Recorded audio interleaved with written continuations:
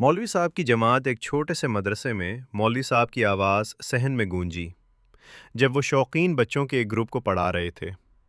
मौजू सूरतुल फातिहा था और बच्चों की आंखें तजस्सुस से चमक उठीं। मौलवी साहब के नरम लहजे और सब राजमा वजाहत ने पेचीदा आयात को समझने में आसानी पैदा कर दी। जैसे जैसे क्लास आगे बढ़ी, एक हाथ ऊपर गया और एक मुतजस्सिस बच्चे ने पूछा, मौलवी साहब, हम बिस्मिल्लाह क्यों कहते हैं? मौलवी साहब का चेहरा गर्म मुस्कुराहट से जगमगा उठा। मेरे बच्चे, बिस्मिल्लाह कहना हमारे दिलों को पाक करता है और अच्छे काम करने की रहनुमाई करता है।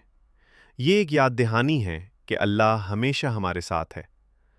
बच्चों के चेहरे समझ से चमक उठे और वो मौलवी साहब के बाद आयात पढ़ते रहे। माहौल अमन और अकीदत से मामूर था। जैसे ही क्लास का इख्तिताम हुआ, मौलवी साहब ने दिल की गहराइयों से दुआ की। अल्लाह से दुआ है कि वो बच्चों को इल्म, हिकमत और रहनुमाई अता फरमाए। क्लास सिर्फ अरबी के सबक से ज़्यादा नहीं थी, ये ईमान, अखलाक और हमदर्दी का सबक था। मौलवी साहब की लगन और जज्बे ने बच्चों में सीखने की मोहब्बत और उनके ईमान की मजबूत बुनियाद डाल दी थी। जैसे ही वो मदरसा से निकले, बच्चे अपने साथ सुकून का एहसास और नेकी के रास्ते पर चलने के लिए एक नए अज़्म को लेकर गए। मदरसे की यार्ड में बच्चों की कुरानी तालीम जारी थी।